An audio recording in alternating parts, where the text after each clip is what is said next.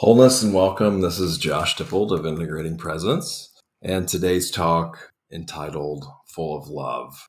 And the description for this is, for the title, Full of Love, not full of crap. For those interested in practicing the Four Sublime Abidings of loving kindness, compassion, vicarious joy, rejoicing, and equanimity, join this Mettāsahagata Sutta. It's SN 4654, and I guess nobody can chime in pronouncing it right for me. So join this sutta reading, sharing where we penetrate into even higher release by examining various modes of repugnance and lack thereof. Let me adjust. I need to get a chair that's not as loud. And Angela says, hello, I finally caught a live. Well, cool, Angela. Glad to have you here. Violet says hello from New York. How's it going, Violet? So just this brief reading, and there's a few things I'll mention about it too, but I'll probably bounce back and forth between some technical things and some comparative things. But then, the real good part is the practical part. Like, how do we apply this in everyday life? So I used repugnant here and lack of repugnance. The sutta uses repulsive.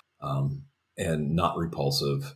And then I think Thanissaro Bhikkhu uses loathsome and not loathsome. So we'll see how we can go kind of the main practice of this too. And this Pali word is, I don't even know how to pronounce it here. I'll put it in the chat. I'm thinking this is the right one for any people here that study Pali. And then this appaṭikūlasaññī. So basically, only the appa part is defined in the at Sutta Central, and it's known as it's an adjective. It means small, little, trifling, few, rare, very little, next to nothing, equivalent to a negative, little, small amount, a trifling thing. So anyway, that's what I'm taking liberty to translate as repugnant, if I'm getting that right. So let's just jump right into the sutta. And I'll just read Bhante Sujato's version because it's all kind of nicely condensed. And my computer fan's really kicked on now. And it doesn't do the ... So a lot of times in these suttas, it's kind of a tradition to put ... instead of just repeating things. Again, but because the repeating things, there's a lot of repetition, and that's so people can memorize it, and it really drives it home, kind of like a song, a refrain or a chorus in a song. We'll just jump right into this, though.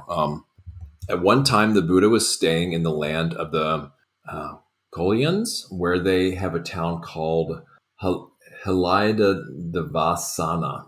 Okay, way off on those. Anyway, there several mendicants robed up in the morning and taking their bowls and robes entered this town for alms.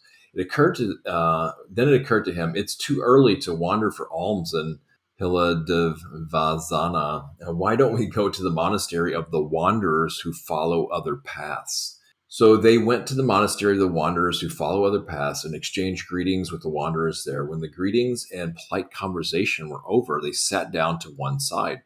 The wanderers said to them, the Buddha's followers, Reverends, the ascetic Gautama, which was the name of the Buddha's first name, right, teaches his disciples like this.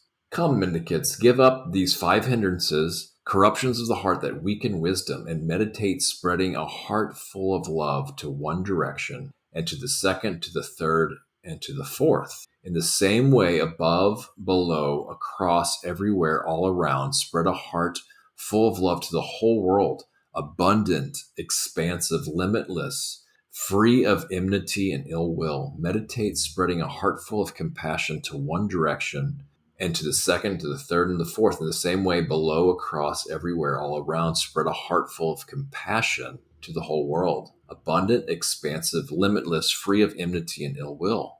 Meditate spreading a heart full of rejoicing to one direction, and to the second, to the third, to the fourth. In the same way, above, below, across, everywhere, all around, spread a heart full of rejoicing to the whole world. Abundant, expansive, limitless, free of enmity and ill will. Meditate spreading a heart full of equanimity in one direction, and to the second, and to the third, and to the fourth. In the same way, above, below, across everywhere, all around.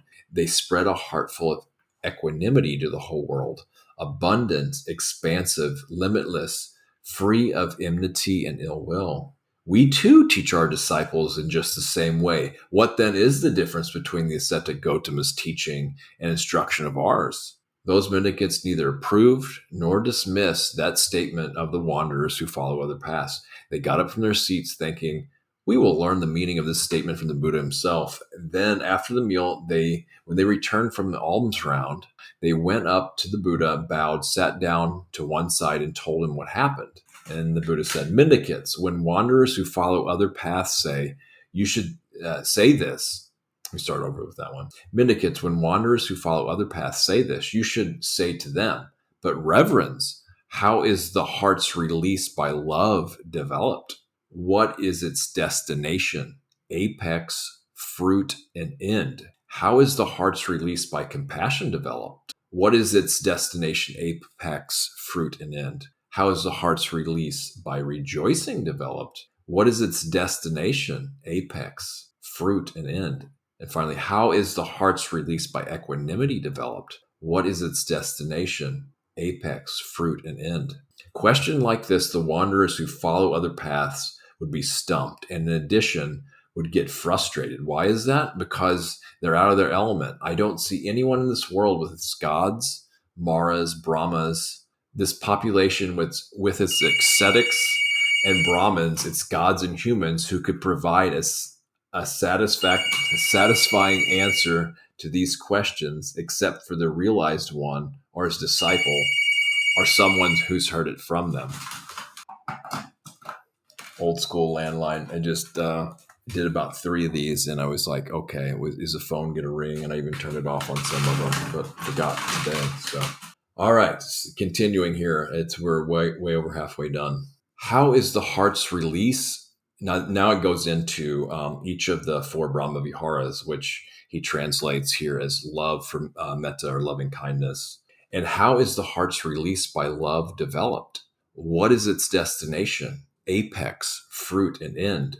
It's when a mendicant develops the heart's release by love, together with the awakening factors of mindfulness, investigation of principles, energy, rapture, tranquility, immersion, and equanimity, which rely on seclusion, fading away, and cessation, and ripen as letting go. If they wish, may I meditate, perceiving the repulsive in the unrepulsive. That's what they do. If they wish, may I meditate, perceiving the unrepulsive in the repulsive. Well, then that's what they do. If they wish, may I meditate, perceiving the repulsive in the unrepulsive and the repulsive. That's what they do. If they wish, may I meditate, perceiving the unrepulsive in the repulsive and the unrepulsive. That's what they do. If they wish, may I meditate, staying equanimous, mindful, and aware, rejecting both the repulsive and the unrepulsive. That's what they do. The apex of the heart's release by love is the beautiful, I say, for a mendicant who has not penetrated to a higher freedom. And so just for repetition's sake and to really drive this home, I'm going to repeat it for the other 3 Brahma Viharas, because I feel this is really important and very useful to get this, because there is, several things in here. We've got the awakening factors, you've got all the different combinations of repulsive and unrepulsive. And then also have the formless jhanas in here. So there's a bunch, but what we'll do after this reading is I'll kind of distill it down to what's kind of most vital and practical in maybe a lay life. Okay. So how is the heart's release by compassion developed? What is its destination, apex, fruit, and end? It's when a mendicant develops the heart's release by compassion, together with the awakening factors of mindfulness, investigation of principles, energy, rapture, tranquility, immersion, and equanimity, which rely on seclusion, fading away in cessation, and ripen as letting go. If they wish, may I meditate, perceiving the repulsive in the unrepulsive. That's what they do. And actually, I said this wrong. there is some dot, dot, dots here. So I'm just going to leave out the other combinations here. And I'm going to post the link to in the chat in just a minute after I finish this paragraph. So then there's two other ones, and then the final one of the four. If they wish, may I meditate, staying equanimous, mindful, and aware. Or actually, no, there's three more, but then this final one. May I meditate, staying equanimous, mindful, and aware, rejecting both the repulsive and the unrepulsive. That's what they do. Or else going totally beyond perceptions of form with the ending of perceptions of impingement, not focusing on perceptions of diversity, aware that space is infinite. They enter and remain in the dimension of infinite space. The apex of the heart's release by compassion is the dimension of infinite space, I say, for a mendicant who has not penetrated to higher freedom. Okay, so here is the link. I don't know if it's going to show up as a link or not. If somebody wants to chime in to say it showed up, or maybe you just have to copy and paste it. But so we've got two more here, and actually I'll just do the dot, dot, dot on the next one. But then again, on the final one, we'll get the all the different combinations without the dot, dot, dot, just again, in case you've missed it. And how is the heart's release by rejoicing developed? What is its destination, apex, fruit, and end? When a mendicant develops the heart's release by rejoicing together with the awakening factors of mindfulness, investigation of principles, energy, rapture, tranquility, immersion, and equanimity, which rely on seclusion fading away and cessation that ripens as letting go. If they wish, may I meditate perceiving the repulsive in the unrepulsive. That's what they do. Then the dot, dot, dot. If they wish, may I meditate staying equanimous, mindful and aware, rejecting both the repulsive and the unrepulsive. That's what they do. Or else going totally beyond the dimension of infinite space, aware that consciousness is infinite. They enter and remain in the dimension of infinite consciousness. The apex of the heart's release by rejoicing is the dimension of infinite consciousness, I say, for a mendicant who has not penetrated to a higher freedom. Okay, last paragraph. And how is the heart's release by equanimity developed? What is its destination, apex, fruit, and end? It's when a mendicant develops the heart's release by equanimity, together with the awakening factors of mindfulness, investigation of principles, energy, rapture, tranquility, immersion, and equanimity, which rely on seclusion, fading away in cessation, and ripen as letting go. If they wish, may I meditate perceiving the repulsive in the unrepulsive. That's what they do. If they wish, may I meditate perceiving the unrepulsive in the repulsive. That's what they do. If they wish, may I meditate perceiving the repulsive in the unrepulsive and the repulsive. That's what they do. And if they wish, may I meditate perceiving the unrepulsive in the repulsive and the unrepulsive. That's what they do. If they wish, may I meditate staying equanimous, mindful and aware, rejecting both the repulsive and the unrepulsive. That's what they do. Or else going totally beyond the dimension of infinite consciousness, aware that there is nothing at all. They enter and remain in the dimension of nothingness. The apex of the heart's release by equanimity is the dimension of nothingness, I say, for a mendicant who has not penetrated to a higher freedom. Wow. So I found this sutta. I was researching something else, and it was like one of the, I think, a previous one. So, or I can't remember how I stumbled upon it, but I hadn't heard this before. And it's also titled by Bhikkhu Bodhi as Accompanied by Loving Kindness. And then Thammasara Bhikkhu calls it Goodwill Metta Sutta.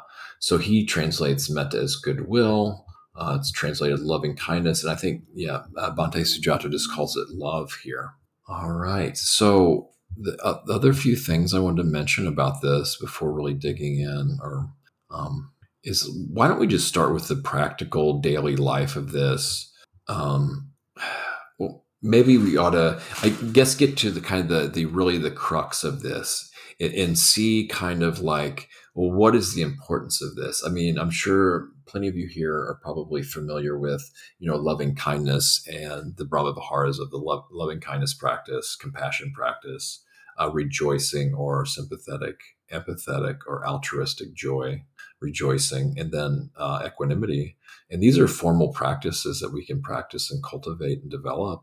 And they're also just kind of natural qualities that arise when they're not really hindered in daily life. These beautiful, also called sublime abidings, and they're also known as limitless, because there is really no limit to these, or they're not a scarce resource. They can be cultivated. So the crux of this for me that I found really liberating, going beyond even like the Brahma Viharas or incorporating them, is this notion of repulsive and unrepulsive. And for me, I use repugnant because it seems even more extreme than repulsive. Okay, so if we think of something that's really, really repugnant, it almost, and speaking of that, there's been dump trucks going by pretty much all day long and going really loud and strong and just kind of spewing asphalt all over the road by me. And however, so the way I look at that is, I don't know if it's definitely, in a way repulsive, blasting the noise pollution. But the way I look at it is unrepulsive is it's kind of an expression of power. So whoever's driving that truck, whether they're conscious of it or not, it's a huge, powerful thing to drive a humongous truck like that with a lot of stuff in it, moving it with a lot of force. And there's probably a lot of money involved. There's probably deadlines and stuff. And so it's a kind of crying out to have power respected and power noticed. So that's one way I look at it as unrepulsive, I guess, for something like that. So now this is working on a perception level. And there's a filmmaker, David Lynch, and I've heard this story once where he would take photographs of really up close, extreme things, and he wouldn't tell them initially people what they were, and they were these. They just look like these beautiful abstract. I don't know, either paintings or photographs, but they were photographs supposedly. And what they actually were, like really extreme close-ups of like stuff that was so disgusting, like pus, blood, different bodily fluids and things. And if people didn't really know that first, it looked like a kind of a beautiful abstract thing. But once the perception comes in of what it actually is, then it changes like our whole feelings towards it. So where do we in our lives do we get a chance to see the repulsive and unrepulsive? If anybody would like to chime in, please feel free. I mean, some things that came to mind immediately for this were with other people, right? There's other people we see that we find, repulsive, and some people we find the extreme opposite of that, very attractive and beautiful. So we'll just say unrepulsive, right? Groups of people, perhaps, or out groups, people that aren't in our in groups or circles, we might find some of those types of people repulsive. Food is a huge one, right? I mean, the preferences and attitudes and feelings behind food, and how other people see food, what we like and don't like, what we find repulsive. And, just think of like, I've eaten some really repulsive things in my life just to say I did it back before I was vegetarian. Like I had squirrel brains. That's probably one of the most, or fried possum. And I would definitely say both of those are fairly repulsive. And I think maybe my unrepulsive finding was just to be able to taste those at that time, just to say, however we want to interpret them. And Angela says, a stressful work situation has many hidden beautiful moments. Yes, it can, Angela. You can, if you'd like to expand on that, sharing how they're beautiful, you're welcome to. So our feelings too, how many times do we feel things that we do not want to feel, that we find repulsive in ourselves, or we notice feelings in others that are repulsive? So just imagine how liberating that could be if we could find something kind of to balance that out, or view a repulsive feeling as not repulsive, right? So I don't really know how many suggestions on how to do that. I guess we could say something like, well, in order to feel happiness, it helps to have the reference point of feeling opposite than that. So whatever kind of feeling we're having, the polarity of that is the other end of the feeling too. And I feel this is one way to gain mastery over feelings too, and thoughts as well. Like especially in kind of meditative communities and Buddhist communities, at least at one time, it seemed there was kind of this denial. Oh, thoughts aren't the problem, but yeah, this is how you get rid of them. This is how you don't want you sh- um, basically saying that thoughts are okay, but then going, okay, well, if thoughts happen, this is how you deal with them. This is what you do, and just spending so much time actually trying to deal with them. And I'm not saying don't deal with them, but I get it's almost disproportionate of, instead. I'm not saying, but I'm also not saying that we should, totally put thoughts on a pedestal all the time, and say we should actually generate more and more and more thoughts. No, not. So it's just like the balance and how we, in our feelings and attitudes and perceptions towards thoughts as well. Is it like we want more thoughts because we think we're dumb, or, we're just totally, I don't know, identify with more intellectualism, or we want to be kind of more meditative and view them as, okay, well, I'm failing in meditation because I'm having a lot of thoughts and like this. So where's the balance? How do we view them? How to respond to them? Again, the perception level, a lot of this deals with the perceptual level, I feel. I'm going to view or read a few things from really brief things from the Visuddhimagga that kind of like puts in detail, like really defines how to do this. And I would say that could be helpful, but I would say, well, don't stop there. Look at this in different ways. Also, what about seeing the divinity in the characters in our lives, or the Buddha nature? So sometimes we just see characters, like we write them off as, even some people I know I do, it's like not necessarily cartoon characters, but okay, well, this is so and so, this is how they are, and that's how they behave, and this is who they are, this is how they act. They're always late, they're always on time, they're this kind of person, not that kind of person, right? Well, instead, can we see underneath that to, well, this being has potential to become a Buddha someday, or if we into more divinity paths, like, okay, well, how is this is could this be how can I see this as an expression of divinity? And then, of course, in our relationships, right, we can have really strong likes and dislikes towards the same person.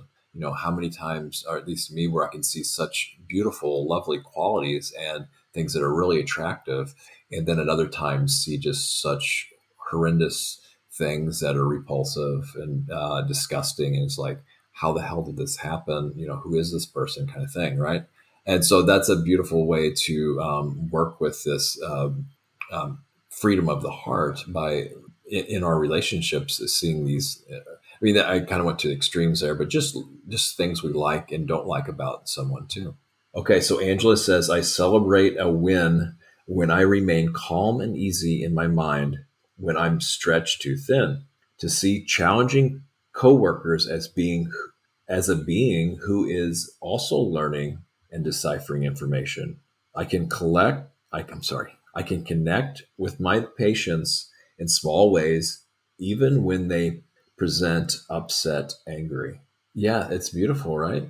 And patients, I don't know the nature of your work, but it sounds fairly clinical. And yeah, and to be that strong, rock solid center where can be hold space for them to discover their own healing too, and at the same time benefit ourselves from holding such space too, right? And the ripple effect of that happening goes beyond just the clients and the space holder too, right? Because as healing happens, it's since we're all interconnected, it benefits everybody we come in contact with, and I would say maybe even those we don't, since we're all interconnected. Well, beautiful, Angela. Okay, so here's what the Visuddhimagga says about this repulsive, unrepulsive thing. It's just 3 little paragraphs here. So this is, I think it's from the chapter on, it might be the chapter on the Iddhipada, which I also did a series about. It's section 36 starts here. That which consists in dwelling, perceiving the unrepulsive in the repulsive, etc., is called the noble one's success. According as it is said, what is noble one's success? Here, if a bhikkhu should wish, may I dwell perceiving the unrepulsive in the repulsive. He dwells perceiving the unrepulsive in the repulsive, that ... He dwells in equanimity towards that, mindful and fully aware. This is called the noble one's success because it is only produced in noble ones who have reached mind mastery. And then 37, for if a bhikkhu, which basically means a male monk, but some people translate it as, well, anybody practicing into this type of stuff and practicing, studying. For if a bhikkhu with cankers destroyed, possessed this kind of success, then when in the case of a disagreeable object, he is practicing pervasion with loving kindness or giving attention to it as elements, he dwells perceiving the unrepulsive, or when in the case of an agreeable object, he is practicing pervasion with foulness or giving attention to it as impermanent, he dwells perceiving the repulsive. Likewise, when in the case of the repulsive and unrepulsive, he is practicing that same pervasion with loving kindness or giving attention to it as elements, he dwells perceiving the unrepulsive. And when in the case of the unrepulsive and repulsive, he is practicing that same pervasion with foulness or giving attention to it as impermanent, he dwells perceiving the repulsive. But when he is exercising the six-factored equanimity in the following way, on seeing a visible object with the eye, he is neither glad nor ... Then rejecting both the repulsive and the unrepulsive, he dwells in equanimity, mindful and fully aware. And I'll come back to that, but there's only one short paragraph here. For the meaning of this is expounded in the Pavasamhita, in the, I don't know how to pronounce it, sorry. In the way beginning, how does he dwell perceiving the unrepulsive and the repulsive?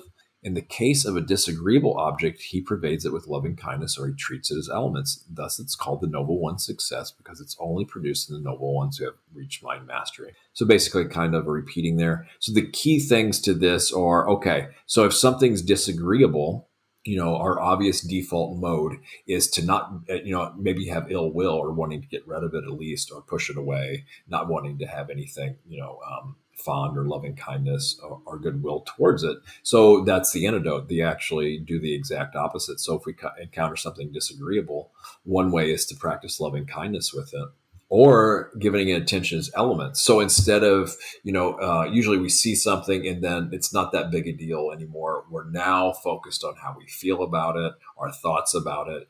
That's the overriding element. Because if you just look at something that triggers all of the thoughts and emotions, it's actually usually a form, right? Or a memory, some kind of thought form or an actual physical object. And so that in and of itself really isn't that challenging, right? Because so the way to do it, instead of focusing on what it brings up in us, in our kind of way we're viewing it and maybe even responding to it, we go into the four elements. So okay, the hard the earth element, where is the hardness or softness in this? Focusing on that. Where is the smoothness or roughness? So it's more like a scientific approach. And then what's the other, like the heaviness or the lightness of it? The water element, what parts of it, and especially within our body, it's easier to notice, what parts are cohesive, flowing, or maybe dissolving. And then the air elements, where is the supporting, where's the movement, where's the space? Also, like, where is the pressure, possibly? And then the fire element, just basically heat, hot or cold. Where is the heat and the coldness of them? So that's so they just kind of when we're bringing more attention to that, there's really not much room to go into stories, to go into reactions, to view it certain ways. Oh, I wish so and so wouldn't have done that. Can you believe so and so did this? So if you're viewing them as elements, like like that type of thing. The other thing, the foulness. So if we find it's the opposite. So we find something really alluring and pleasing. Well, how can we view it as foul, just to balance out how we might maybe get ourselves into trouble if we find something too agreeable, pleasant. And I'm sure we've all, maybe eaten a tub of ice cream when we just wanted to have like a little bite, or maybe a whole loaf of bread or something like that, or maybe in adult situations beyond that, right? So foulness, so we can look at, okay, well, can I see this person as you just peel away the layer of skin and look at all what's all the stuff in there, how many like miles of intestines and what's all in there. We kind of overlook that because it's hidden pretty well, right? Or like, what about the bellyache I'm going to have from eating a tub of ice cream? A brain freeze. So then what's the other thing here? So the foulness. Oh, impermanence too. So something we find really agreeable, will that last forever? It's going to change. It's not constant. It can't be uh, satisfying in the long term in the way we want it all the time. Okay, so that's that. Daniela says, how do you deal with repulsive things you cannot get away from? For example, when you have a very toxic relationships with people you love, can you become more tolerant towards repulsive things at some point? Is that healthy? Really good questions. I mean, this depends on a case by case basis. Okay, so I really kind of have to know more about the individual relationships you're talking about. I think some guidelines here are the obvious ones are boundaries, right? So establishing healthy boundaries. But so the ones you cannot get away from. So I would say that pretty much in all situations, there can be some kind of boundaries made, and the biggest thing is if you're in a toxic relationship, especially an abusive relationship, you have to do whatever you can to get out of it, at least temporarily. I know in my experience, I've had some really challenges with certain people in my life, but when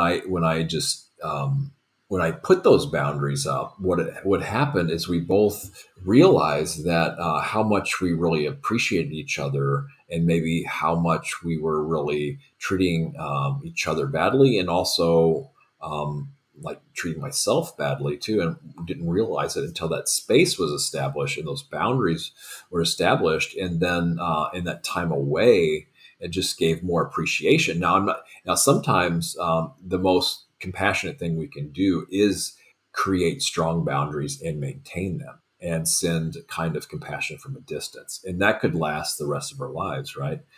In other cases, it's kind of a temporary measure, but you have to look at harm.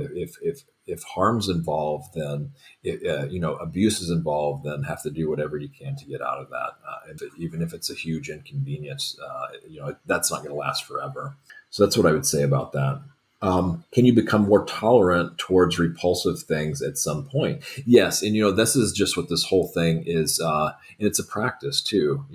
Finding the unrepulsive in the repulsive, and then is that healthy? Well, it depends. Is it going to free your heart more, or is it just going to make your heart more upset?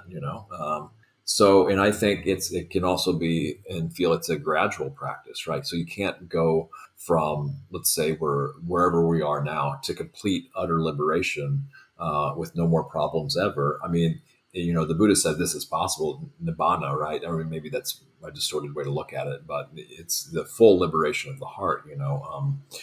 There's so many synonyms for it, but it's a practice, and I mean, some people can get it seems seemingly closer to it in less time than others, but there's whole reasons for that. But we start where we are and we practice where we are. And I would suggest reaching out to a real Buddhist teacher, officially, and studying with them if you find any of this stuff interesting. For me, I don't have any formal qualifications other than I invite people to call me out and correct me, because that's how I learn and grow and self-correct too, and not put out distorted stuff as well. So, and it also depends. The repulsiveness, is it harming you in actuality, or is it just a perception we have of repulsion? Right? Like I was saying, like I might find a dirty bathroom repulsive, a public restroom. Okay, but if I don't spend much time in there and really get involved in a dirty bathroom in public, then it's not really harming me directly, right?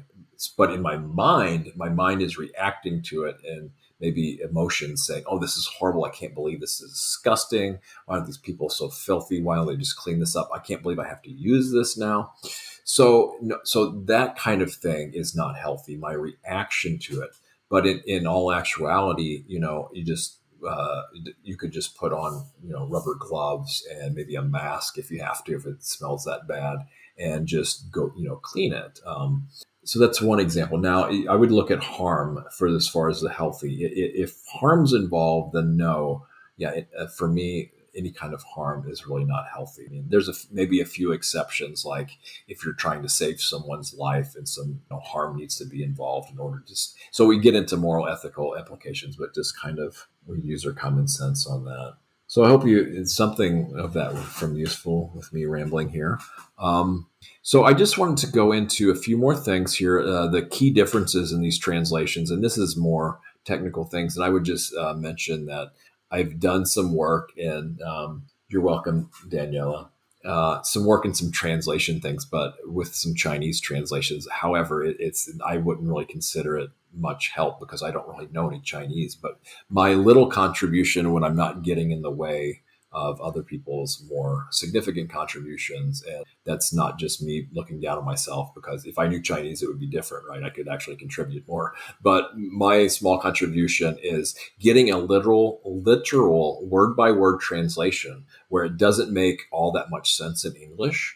And then kind of translating that literal translation is something that sounds more natural and kind of fits to the overall feel, intent, and color of the entire thing that's being translated. Also, it's very helpful when doing translations, like I'm going to do here, is to compare it with other people's existing translations and see the differences, and then draw. I mean, a lot of it's on preference, but drawing what seems helpful, what seems more eloquent, what seems more true to the actual intent of the thing that's being translated. So I'll just read two different key paragraphs here, and let's see. The first one is from Bhikkhu Bodhi, I think, in this sutta. And how monks is aware. No, I'm sorry. This is from Thanissaro Bhikkhu. And how monks is awareness released through goodwill developed? What is its destination? What is its excellence? Its fruit, its consummation? And how, bhikkhus, is the liberation of the mind by loving kindness developed? What does it have as its destination, its culmination, its fruit, and final goal? But reverence, how is the heart's release by love developed? What is its destination, apex, fruit, and end? Let's see, here's the other one. And how, monks, is awareness released through goodwill developed? What is its destination? What is its excellence, its fruit, its consummation? Okay, so this is from Thanissaro Bhikkhu here. And how, monks, is awareness released through goodwill developed? With its destination. What is its destination? What is its excellence, its fruit, its consummation? There's the case where a monk develops mindfulness as a factor of awakening, accompanied by goodwill, dependent on seclusion, dependent on dispassion, dependent on cessation, resulting in letting go. He develops analysis of qualities. And I'm just going to go the ... He uses persistence, rapture, calm, concentration, equanimity as a factor for awakening, accompanied by goodwill, dependent on seclusion, dependent on dispassion, dependent on cessation, resulting in letting go. If he wants, he remains percipient of loathsomeness in the presence of what is not loathsome. If he wants, he remains percipient of unloathsomeness in the presence of what is loathsome. If he wants, he remains percipient of loathsomeness in the presence of what is not loathsome and what is. If he wants, he remains percipient of unloathsomeness in the presence of what is loathsome and what is not. If he wants, in the presence of what is loathsome and what is not, cutting himself off from both, he remains equanimous, alert, and mindful. Or he may enter and remain in the beautiful liberation. I tell you, monks, awareness released through goodwill has the beautiful as its excellence, in the case of one who has penetrated to no higher release. This breaks down the loathsomeness and unloathsomeness. And we see how he uses that word there instead of repulsive, unrepulsive. And of course, instead of fading away here, he uses cessation, right? So it's another key difference. And then uses what is its destination, its excellence, its fruit, its consummation. And then the one I read from before uses destination, apex, fruit, and end. So this is subtle word changes here, but some will resonate with some in better ways, and vice versa. So let's see, Bhikkhu Bodhi. I'll just read the same paragraph really briefly. And how bhikkhus is the liberation of mind by loving kindness developed? What is it? What does it have as its destination, its culmination, its fruit, its final goal? Here, bhikkhus, a bhikkhu develops enlightenment factors of mindfulness, accompanied by loving kindness, the enlightenment factor of equanimity, accompanied by loving kindness, based on seclusion. I'm sorry, there's a ... So it goes through the 7 factors of awakening. The enlightenment factor of equanimity, accompanied by loving kindness, based on seclusion, dispassion, and cessation, maturing in release. If he wishes, may I dwell perceiving the repulsive and the unrepulsive, he dwells perceiving the repulsive therein. If he wishes, may I dwell perceiving the unrepulsive and the repulsive, he dwells perceiving the unrepulsive therein. If he wishes, may I dwell perceiving the repulsive and the unrepulsive, and in the repulsive, he dwells perceiving the repulsive therein. If he wishes, may I dwell perceiving the unrepulsive in the repulsive and in the unrepulsive, he dwells perceiving the unrepulsive therein. If he wishes, avoiding both the unrepulsive and the repulsive, may I dwell equanimously, mindful and clearly comprehended. Then he dwells therein, equanimously, mindful and clearly comprehending. Or else he enters and dwells in the deliverance of the beautiful. Bhikkhus, the liberation of mind by loving kindness has the beautiful as its culmination, I say, for a wise bhikkhu here who has not penetrated to a superior liberation.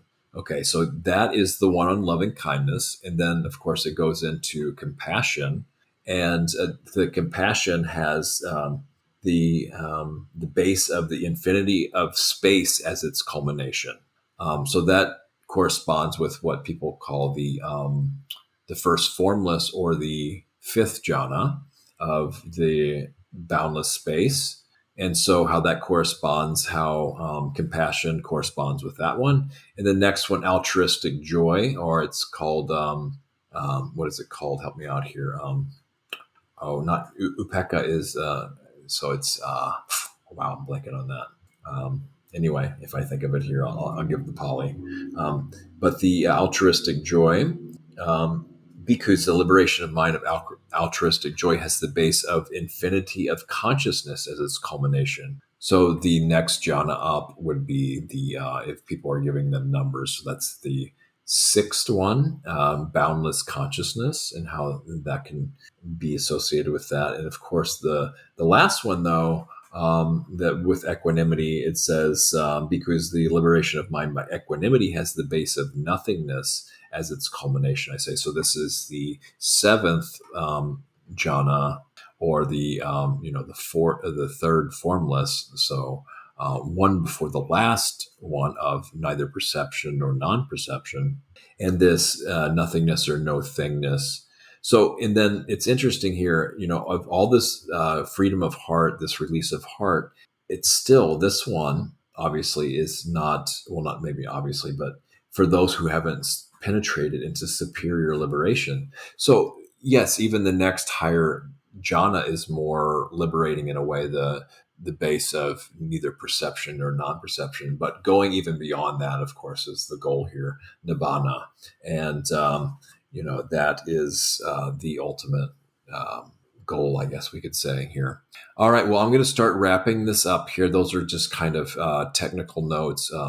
Again, all this stuff is easily online and probably more clear from other teachers. This is, the kind of some of the higher teachings of this, the awakening factors, those 7 that are listed there, the dependence on, seclusion and cessation, those type of kind of conditions that help bring about this kind of thing.